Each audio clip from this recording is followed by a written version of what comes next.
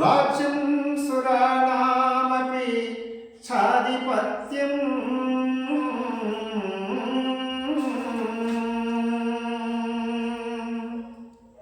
ఈ భూమండలమున శత్రువులు లేని సమృద్ధమైన రాజ్యమును స్వర్గమున దేవతల యొక్క ఆధిపత్యమును పొంది కూడా ఇంద్రియములను శోషింపజేయుచున్న ఈయన దుఃఖమనేది పోగొట్టగలదో దారిని కనుగొనగజాలకున్నాను. సంజయ ఉవాచ ఏమముక్త్వా హృషీకేశం గుడాకేశః పరంతపః అయోత్స్య ఇతి గోవిందముక్త్వా తూష్ణీం బభూవః. సంజయుడు చెప్పాను, ఈ విధముగా అర్జునుడు శ్రీకృష్ణుడితో చెప్పి నేను యుద్ధము చేయనని పలికి ఊరుకుండెను.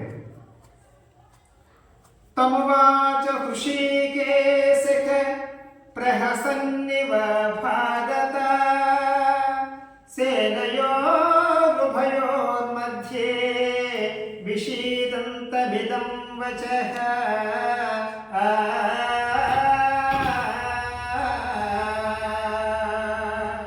ఓ ధృతరాష్ట్ర మహారాజా, రెండు సేనల మధ్య నిలిపి ఉంచుచున్న ఆ అర్జునుడు చూచి శ్రీకృష్ణుడు నువ్వు నవ్వుచున్న వానివని ఈ క్రింది వాక్యములను పలికెను. శ్రీ భగవాను వాచ అశోచ నన్నశోచస్వం ప్రజ్ఞావాదాం చ భాషసే గతాసూన గతాసూం చ నానుశోచంతి పండితాః.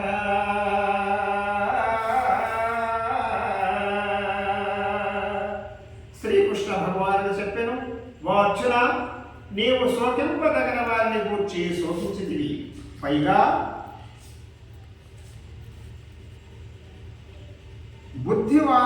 బుద్ధివాదముతో కూడిన వాక్యములను కూడా పలుకుచున్నావు. జ్ఞానులకు వారు మరణించిన వారిని గురించి కానీ జీవించి ఉన్న వారిని గురించి కానీ ఎన్నటికి నీ దుఃఖింపరు. నత్వేవాహం చాతు నాశం నత్వం నేహే జనాధిపాః నచైవ న భవిష్యామః సర్వే వయమతః పరం.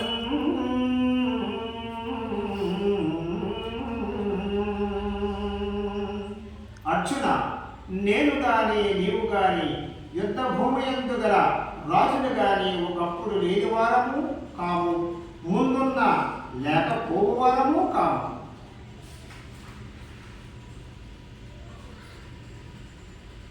దేహోస్మి యథా దేహే కౌమారం యవనం జరా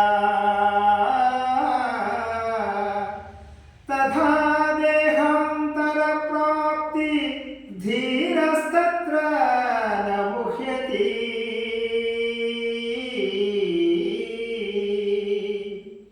జీవునికి శరీరమునందు బాల్యము యవ్వనము వార్ధక్యములను అవస్థ రేట్లు కలుగుచున్నాము, అట్లే మరణానంతరము మరి యొక్క శరీరమునందు పొందుటయు అంతటి తటస్థించుచున్నది. కావున ఈ విషయమున జ్ఞానయుగవాడు ఎంత మాత్రమును మోహమును శోకమును చెందడు. సర్వ మాత్రా స్పర్శాంతు కౌంతేయ శీతోష్ణ సుఖ దుఃఖదాః ఆగమాపాయనో నిత్యాస్థాం స్థితిక్షస్వ భారత.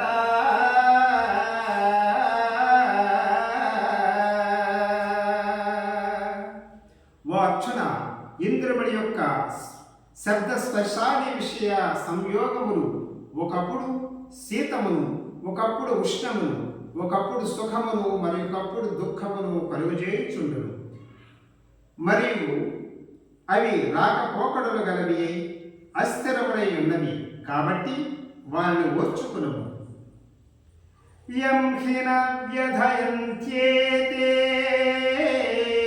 పురుషం పురుషర్షభ సమదుఃఖ సుఖం ధీరం సోమృతత్వాయ కల్పతే.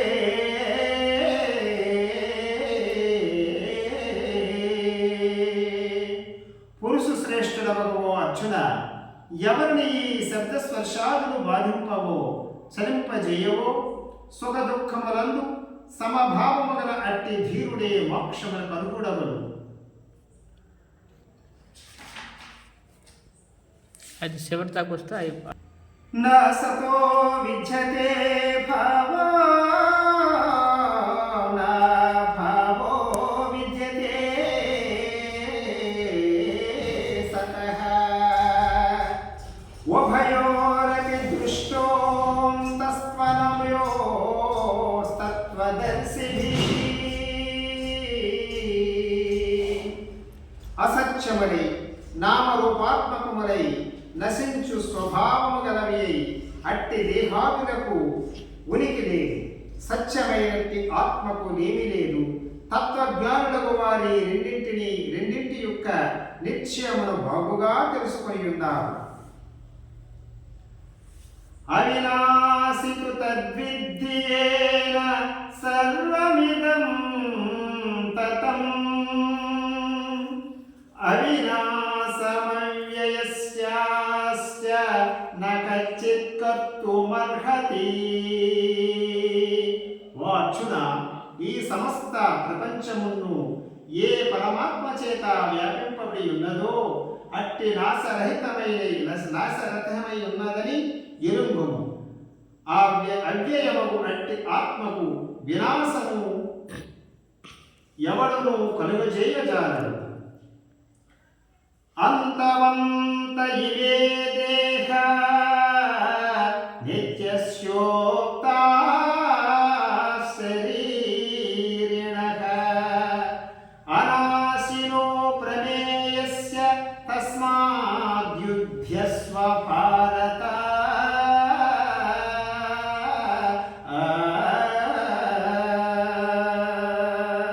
ఓ అర్జున, నిత్యుడును నాశరహితుడును అప్రమేయుడునకు దేహి ఆత్మ యొక్క ఈ దేహమును నాశవంతములుగా చెప్పబడినవి. ఆత్మయే శాశ్వతుడు కాబట్టి ఆత్మను గూర్చి కాని దేహమును గూర్చి కాని శ్లోకమున వదిలి నీవు యుద్ధము చేయుము. వేత్తి హంతారం యచ్చైనం మన్యతే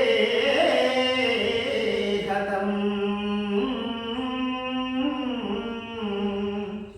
వభౌతౌ న విజానీతో నాయం హంతి న హన్యతే.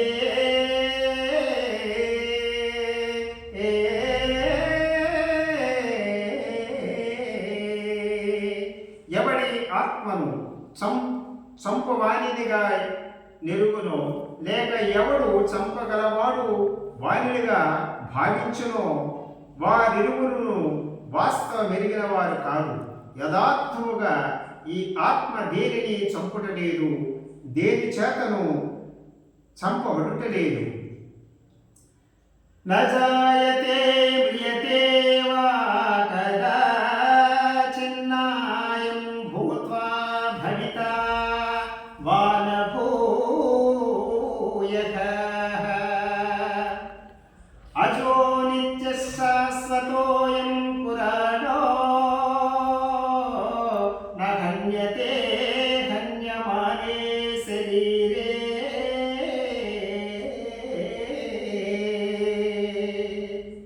ఈ ఆత్మ ఎప్పుడు నువ్వు పుట్టుటలేదు, ఇదివరకు నువ్వు లేకుండి మరలా కొత్తగా కలుగువాడు కాదు, ఉండి మరలా లేకుండవాడును కాదు.